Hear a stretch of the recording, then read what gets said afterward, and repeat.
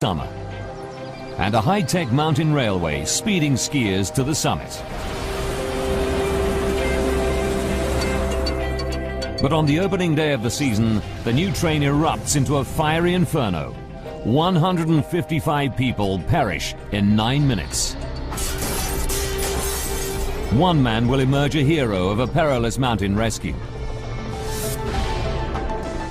Now, with cutting-edge computer technology, we reveal exactly what went wrong. Disasters don't just happen. They're a chain of critical events. Unravel the fateful decisions in those final seconds from disaster.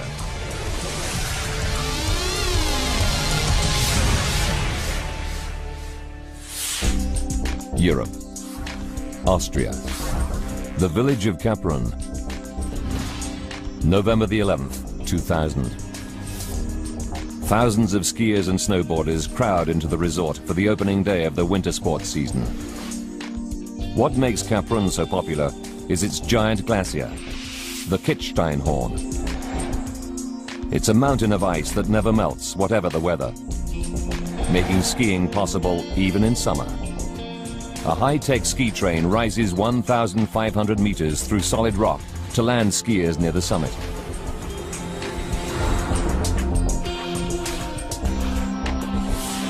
Next to the upper station, a restaurant and shopping mall.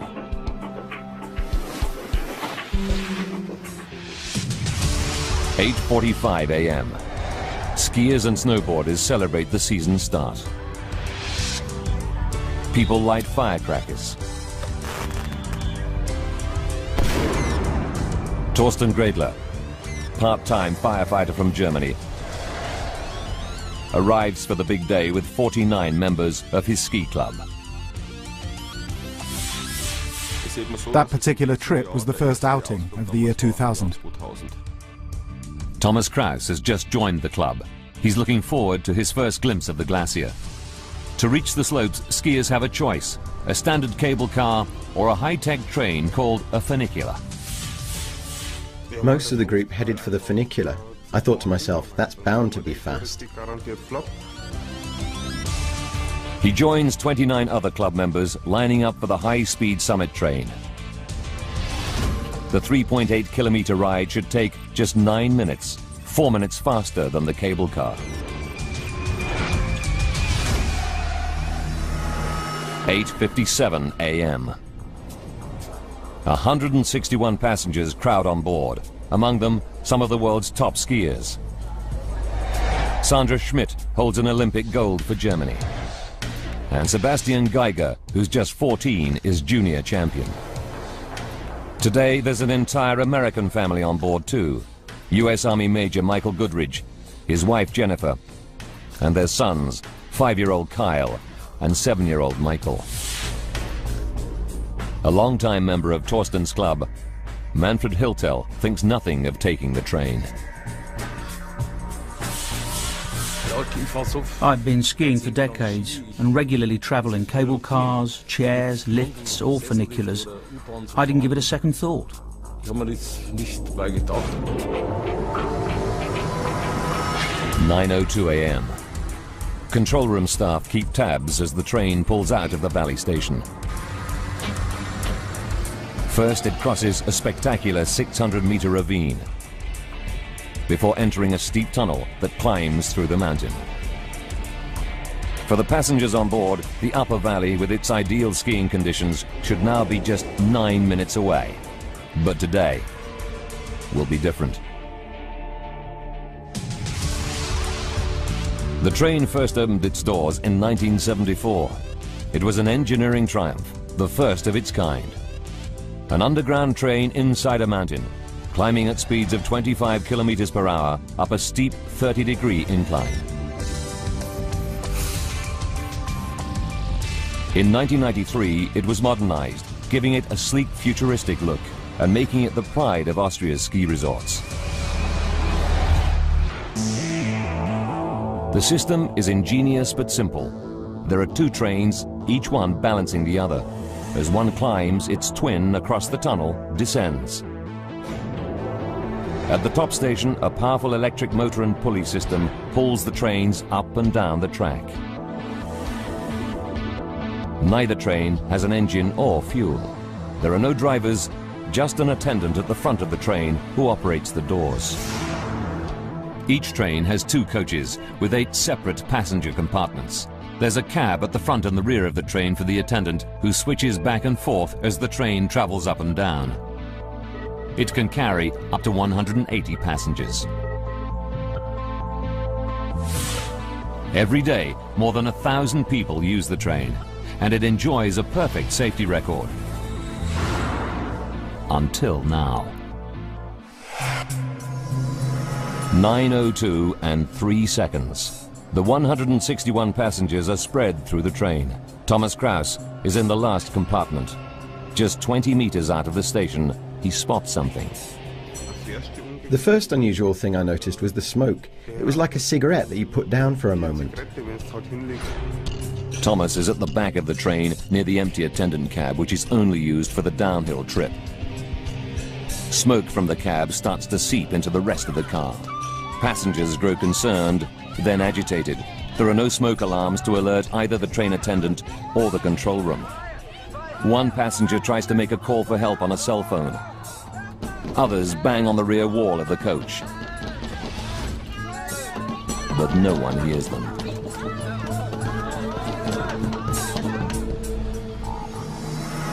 "9:04 a.m. The train enters the tunnel, cutting off cell phone signals. And there's no way to contact the attendant at the front of the train. He's more than 50 meters away, totally unaware of the crisis unfolding in the rear compartment.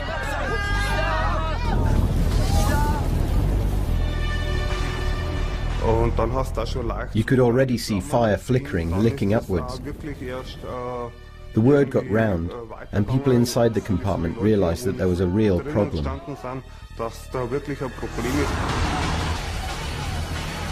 9:05. 600 meters into the dark tunnel, the train suddenly stops. The control room contacts the attendant to find out what's going on, but he has no idea. He didn't halt the train.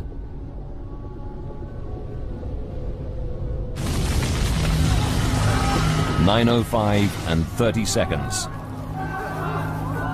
The rear coach is now filling with toxic smoke. But there's no emergency door release. The 161 passengers are trapped.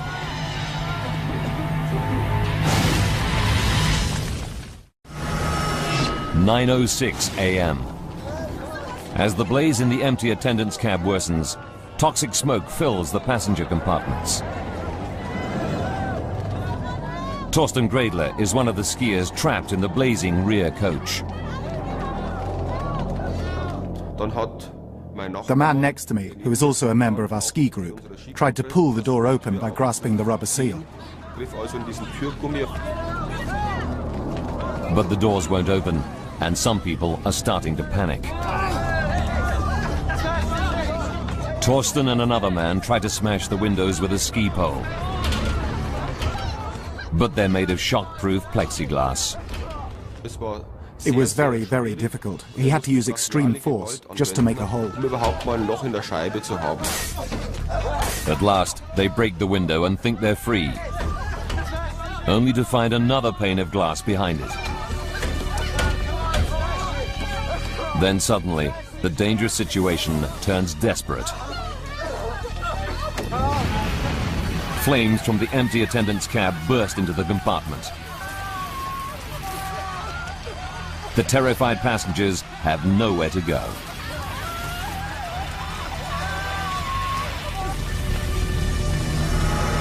"9:08. Up until now, the attendant at the front of the train hasn't seen the blaze. Now he realizes what's going on. He alerts the control room. They tell him, open the doors and get the people out. At that exact moment, the intercom dies, and all contact with the burning train is lost. Operators in the control room have no idea what's going on deep within the mountain tunnel. Meanwhile, Torsten Gredler's efforts to smash the windows pay off, and he and the other passengers dive out of the train. I was the last one to leave the compartment. By that time, flames were all around my head. But in other compartments, passengers are still trapped. Some people just stood there, not moving at all. They appeared to have been overcome by the smoke and paralyzed by it.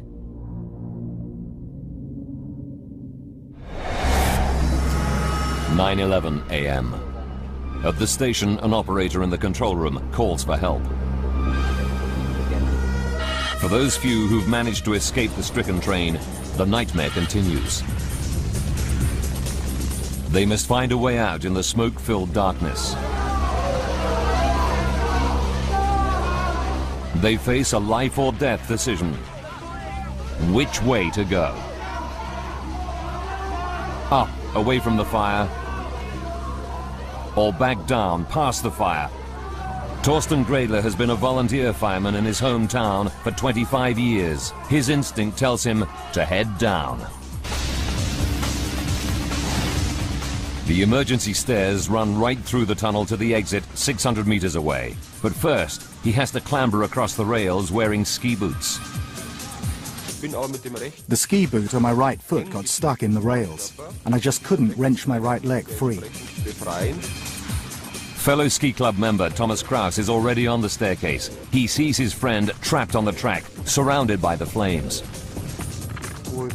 I gave him a hand, and the two of us ran past the train.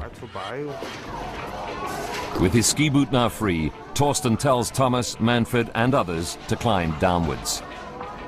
But the emergency steps are narrow and very steep, and they're slowed down by their bulky ski gear, making progress agonizingly slow. It was dark. I stumbled because I couldn't get into a rhythm. My ski boots were like plaster casts. Running downhill in them was extremely difficult. Under Torsten's guidance, the desperate group tries to stay together.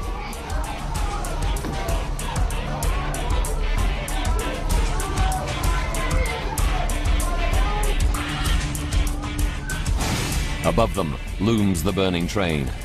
Its cables could snap at any moment, sending the 40-ton train roaring down the tunnel towards them.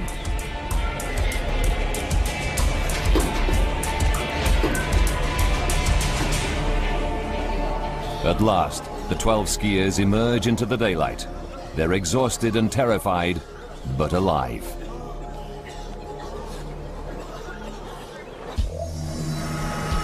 "9:23. 149 passengers and the train attendant are still stranded inside the blazing tunnel. Rescue workers pour in. 500 firefighters, 22 helicopters, 100 rescue vehicles rush to the scene. But the lower end of the tunnel the train is nearest to is way up the mountainside. The only way for firefighters to reach it is on foot up the railway.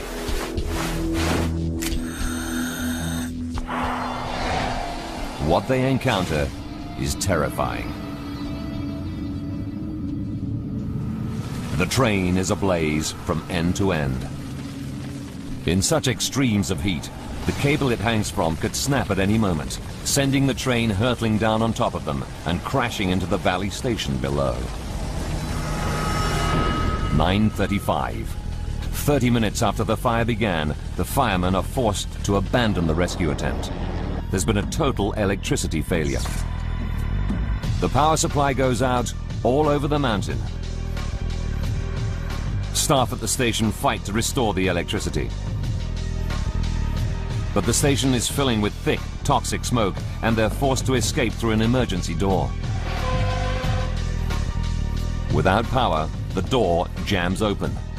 Now fumes escape into the Summit Station shopping mall, full of people.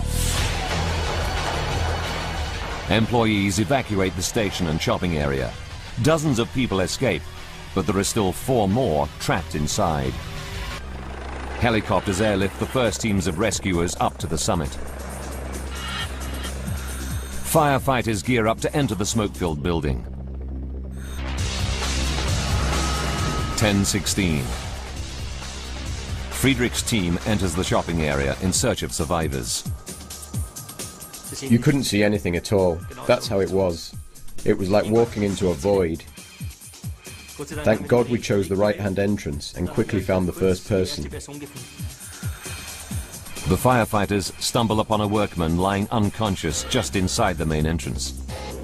He's barely breathing. They rush him outside just in time. They plunge into the smoke-filled building again. Despite zero visibility, they find the last 3 people. Tragically, they're already dead. The thick smoke and high temperatures make it too dangerous for the firefighters to continue into the station and tunnel. The search for the missing 149 passengers is suspended. For Fire Chief Anton Brandauer, it's an agonizing dilemma. We were there with nearly 500 men and 60 or 70 fire engines, but there was still nothing that we could do.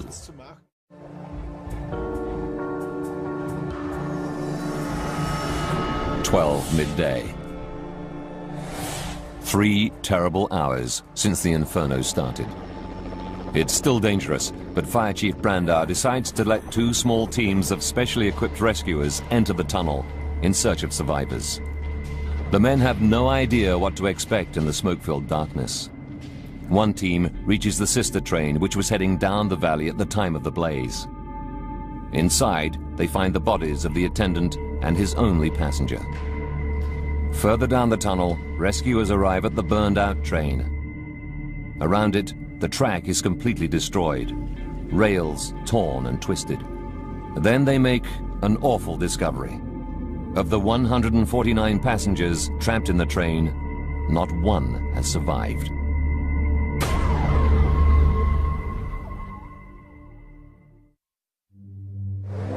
What was to have been a great day's skiing has turned into a day of unimaginable tragedy.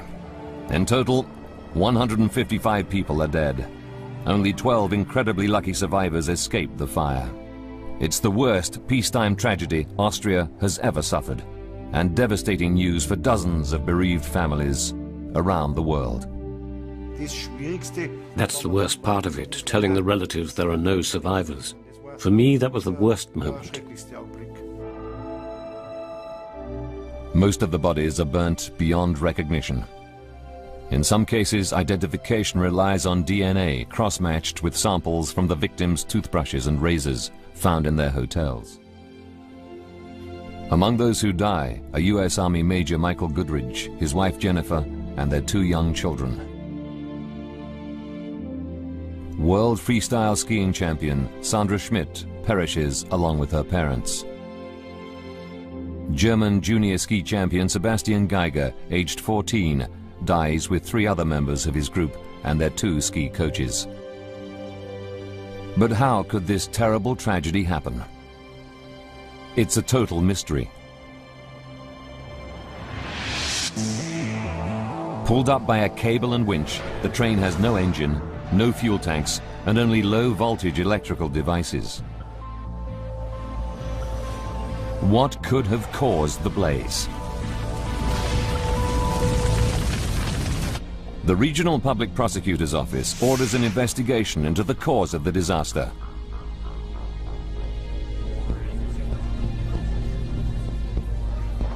They appoint Helmut Prada to head the inquiry and recruit a team of 12 to solve the mystery. Using their findings, we can piece together the deadly chain of events. Forensic investigators begin by searching for clues to the source of the blaze.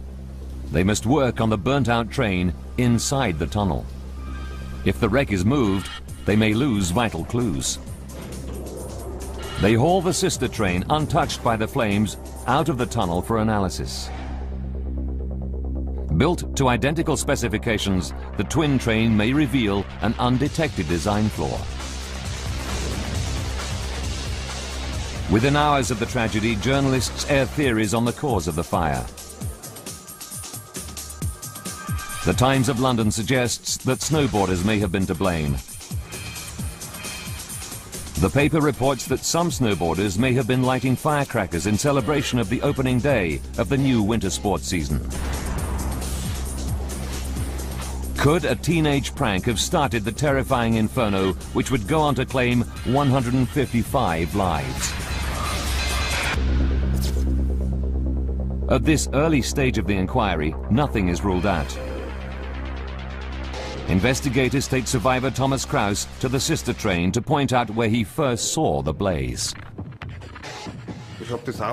In my statement, I said it was like a cigarette that you put down for a moment.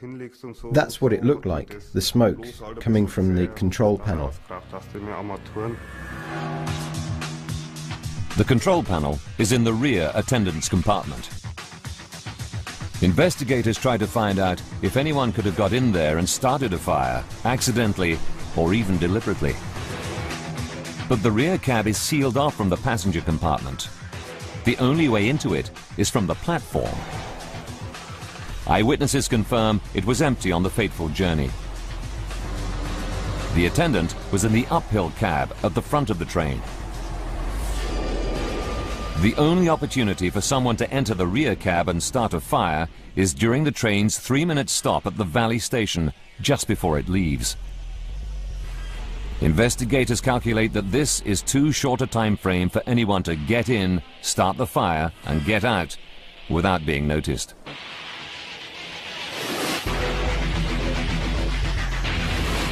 They dismiss theories that a snowboarder or anyone else started the blaze.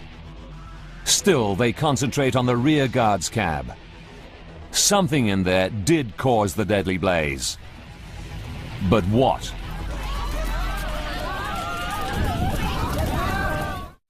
Passenger Thomas Kraus has told them where the fire broke out.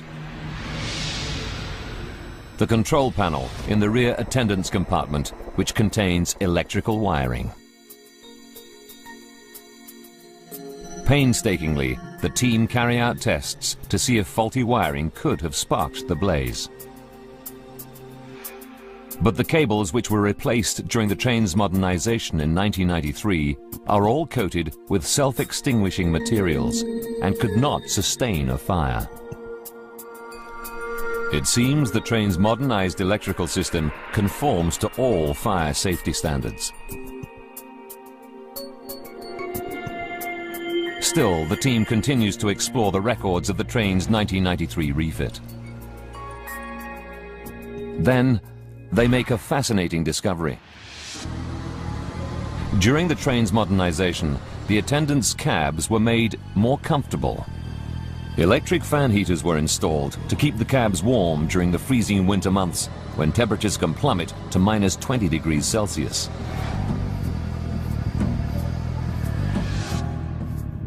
And they're located beneath the control panels, where smoke was first spotted.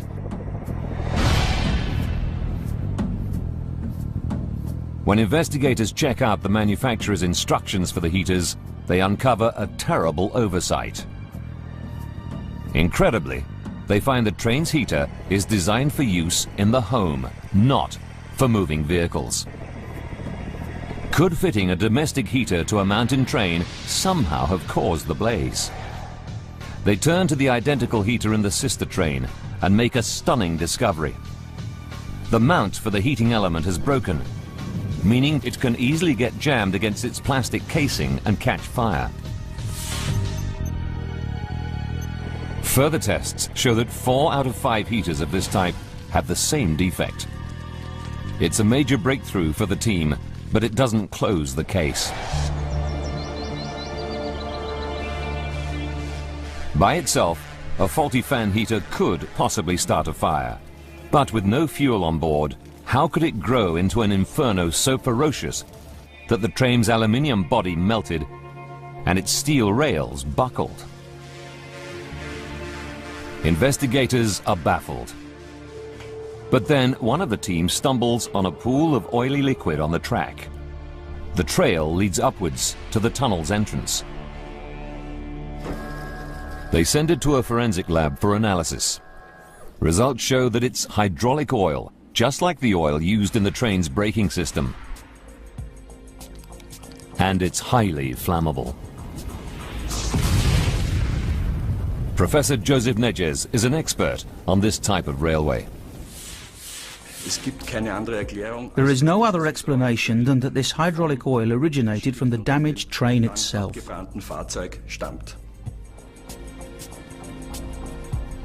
Just like the new heaters in the attendants' cabs, the hydraulic system was a new feature installed during the 1993 refit. 120 litres of the flammable hydraulic oil run in pipes along the 61-metre train. But how did the oil escape onto the track?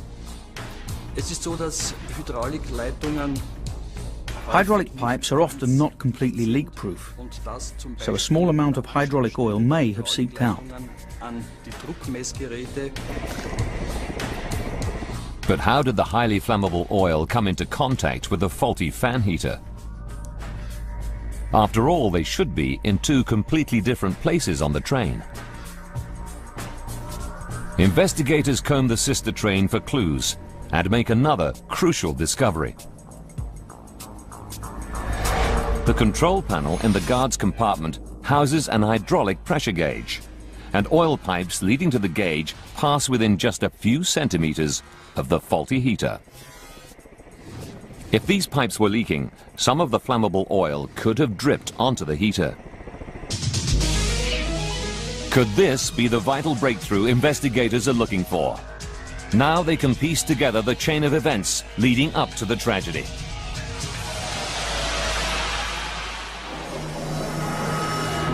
"14 minutes before disaster, the train fills up with 161 skiers. In the empty attendance cab, a dribble of oil is already dripping down the pipes into the heater, which comes on automatically during station stops. A design fault causes the unit to overheat. Hydraulic oil seeps onto the red-hot heater element. Fire breaks out unnoticed before the train even leaves the station.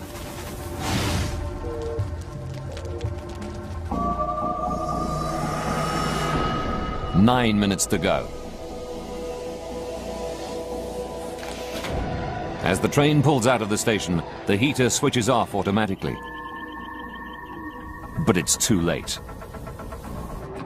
Inside, fire takes hold. Thomas Kraus is close by the control panel. The first unusual thing I noticed was the smoke. Wisps of smoke coming from some sort of control panel.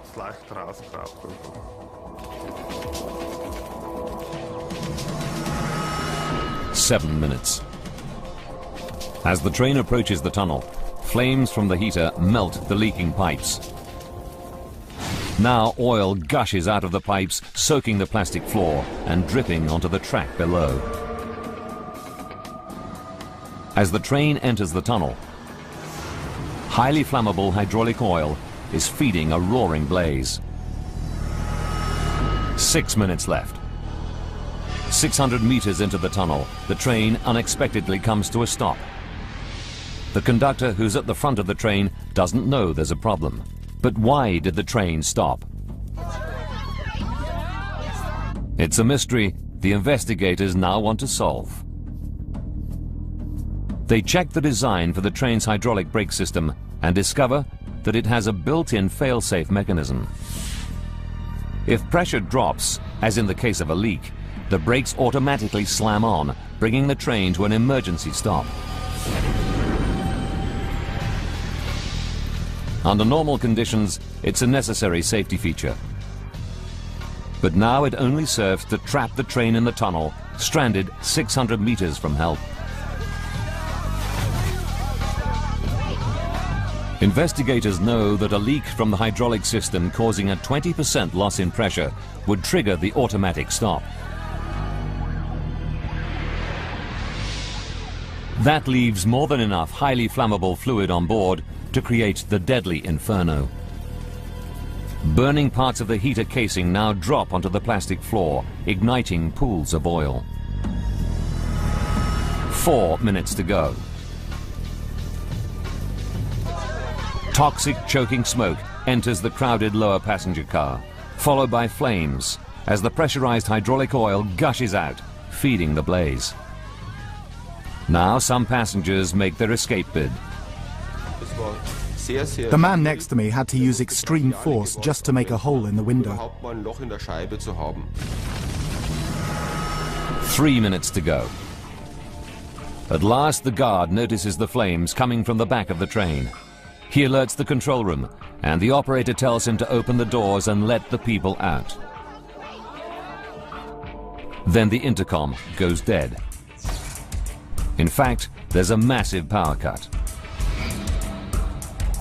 All over the mountain, cable cars stop. Ski lifts grind to a halt. Automatic doors at the top station fail. It's no coincidence. Investigators find that the fire is to blame.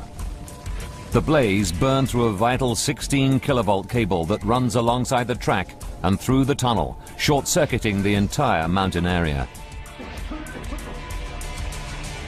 With so many dead, everyone wants to know, did the train attendant ever have a chance to open the passenger doors? Their question is answered by a gruesome clue. The investigation established that ultimately the doors were opened because the bodies of all the passengers were found outside the train. Investigators deduce that the attendant used the train's manual override and onboard battery power and did open the doors.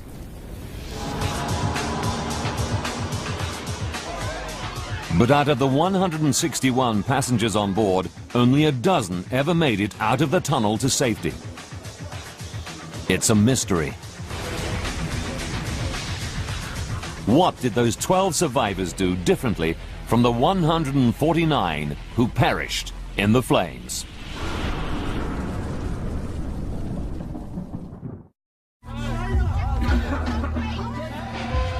Now the train attendant opens the doors by using the manual override switch, freeing all the remaining passengers from the blazing coaches. But investigators know that all these people, 149 of them, perish. The question everyone wants answered: why do some escape when others die in the tunnel?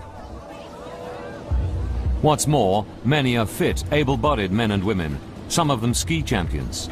But not one makes it more than 142 meters. Investigators find the body of the German Olympic skier Sandra Schmidt 62 meters from the burnt-out train.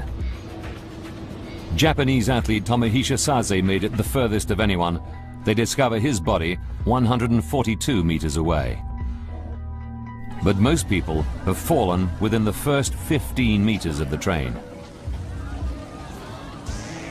What investigators need to know is, how did 12 survivors cover more than 600 meters to get to safety when most perished no fewer than a few steps from the train?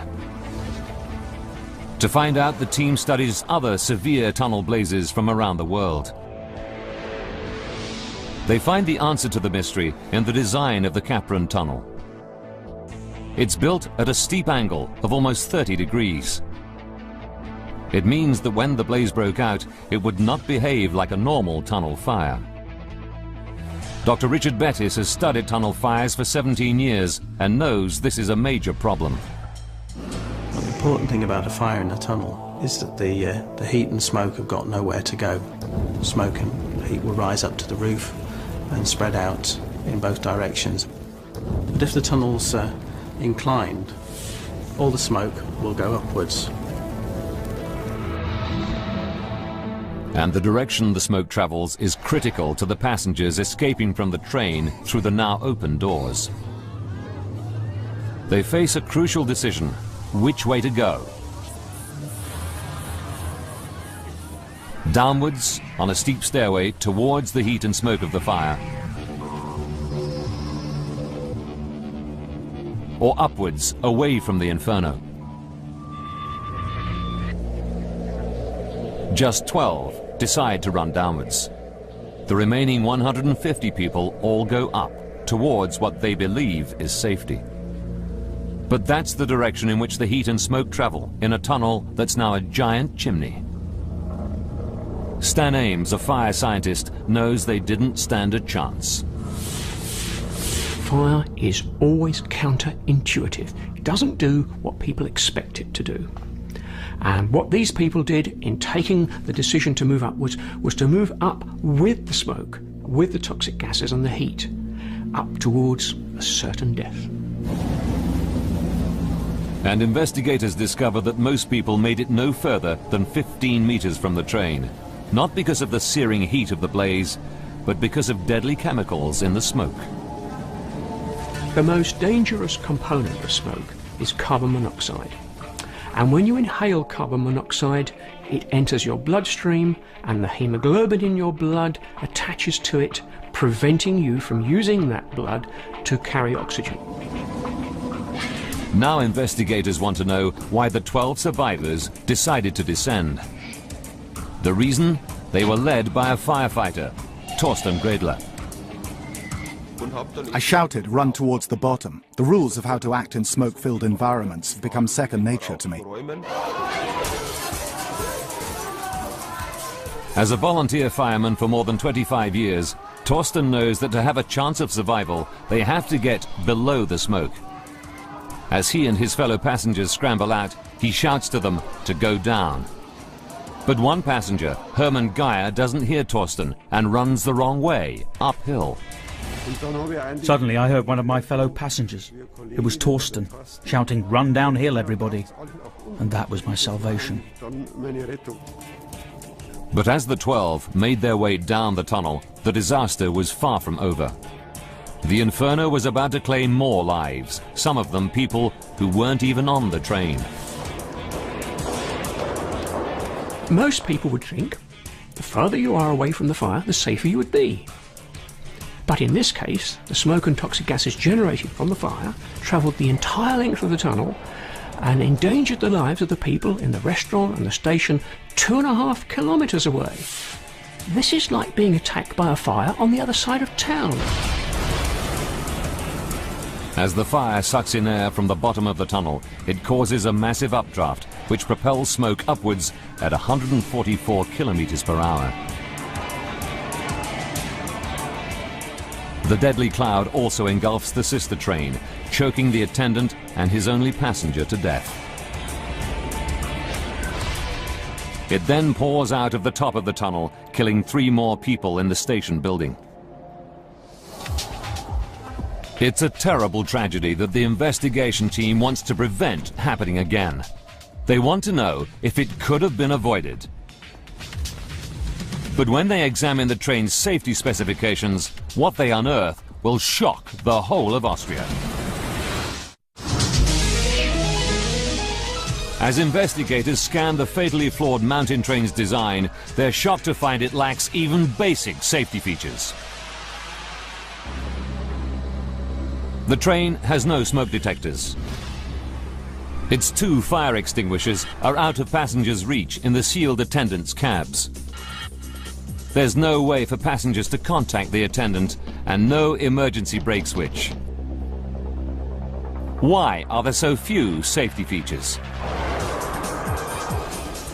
In the 100 years since funiculars were put into operation, no fire has ever occurred inside a coach. This meant that there was a perception that a fire like this could never happen.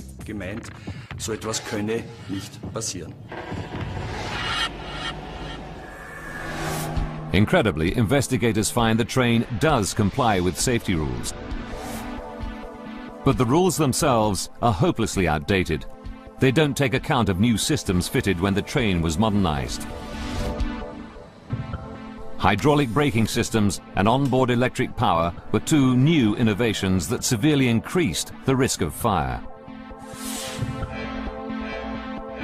But the most serious blunder that the operators committed was to fit a totally unsuitable fan heater inside the control unit of the attendant's cab. As a result, 16 individuals are charged with negligence and indirectly causing the deaths of 155 people. On June the 19th, 2002, the case goes to trial.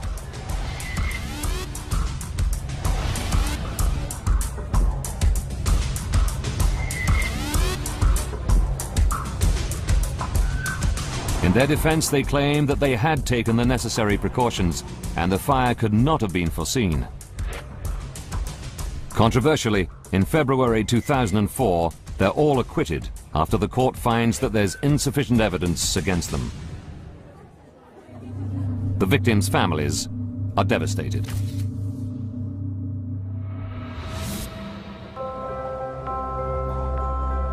In the wake of the disaster at Cap Run, safety regulations on similar mountain trains have been toughened up throughout the Alps. This train system in the nearby Pitztal region is the same type as in Kaprun, but boasts many new features, like video links to the attendant. Passengers can get cell phone reception in the tunnel. There's an intercom system, emergency door handles, and hammers to break windows. Now it all seems so obvious. Torsten Gredler was recognized as a hero for helping to smash a train window and leading 11 people to safety. But surviving the disaster when so many died, including 20 members of his ski club, weighs heavily. When I walk down the street, I have to go past 2 or 3 houses where I know they lost a daughter. Here the husband was killed and the daughter too. That's not easy to cope with. Many of the survivors have found the courage to return to the ski slopes. I still go skiing. To begin with, I found it difficult. I'll never travel in one of those funiculars again. While I'm at work, I've got something to occupy my mind, but at night, the memories come back. The mountain train at Cap Run was a disaster waiting to happen.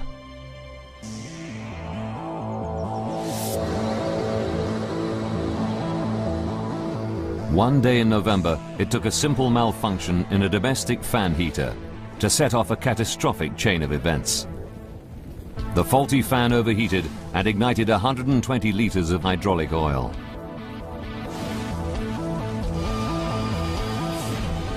That sparked an inferno in the passenger coaches that sent smoke billowing 2.5 kilometers up the mountain tunnel and caused the deaths of 155 people.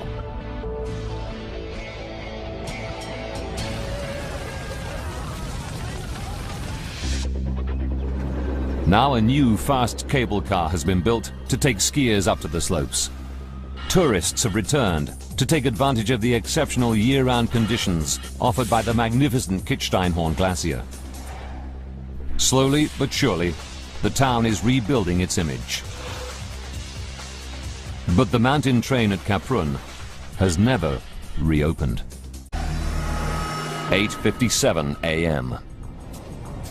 161 passengers crowd on board, among them some of the world's top skiers. Sandra Schmidt holds an Olympic gold for Germany. And Sebastian Geiger, who's just 14, is junior champion. Today there's an entire American family on board too. US Army Major Michael Goodridge, his wife Jennifer, and their sons, 5-year-old Kyle and 7-year-old Michael. A longtime member of Torsten's club, Manfred Hiltel, thinks nothing of taking the train. I've been skiing for decades and regularly travel in cable cars, chairs, lifts, or funiculars. I didn't give it a second thought. 9:02 a.m. summer, and a high-tech mountain railway speeding skiers to the summit.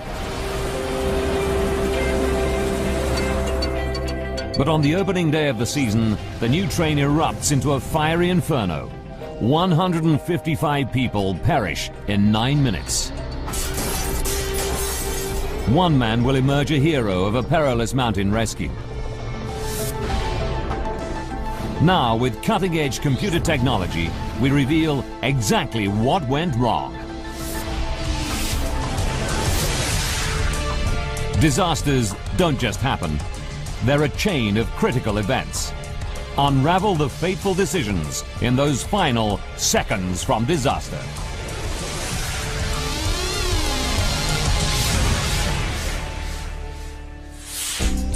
Europe. Austria. The Vim. Control room staff keep tabs as the train pulls out of the valley station. First, it crosses a spectacular 600-meter ravine before entering a steep tunnel that climbs through the mountain. For the passengers on board, the upper valley with its ideal skiing conditions should now be just 9 minutes away. But today will be different. The train first opened its doors in 1974. It was an engineering triumph, the first of its kind. An underground train inside a mountain, climbing at speeds of 25 kilometers per hour up a steep 30-degree incline. In 1993, it was modernized, giving it a sleek, futuristic look and making it the pride of Austria's ski resorts. Village of Kaprun, November the 11th, 2000. Thousands of skiers and snowboarders crowd into the resort for the opening day of the winter sports season. What makes Kaprun so popular is its giant glacier, the Kitzsteinhorn. It's a mountain of ice that never melts, whatever the weather, making skiing possible even in summer. A high-tech ski train rises 1,500 meters through solid rock to land skiers near the summit.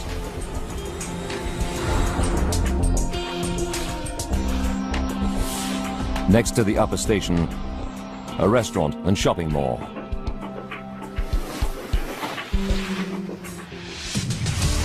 At 8:45 a.m.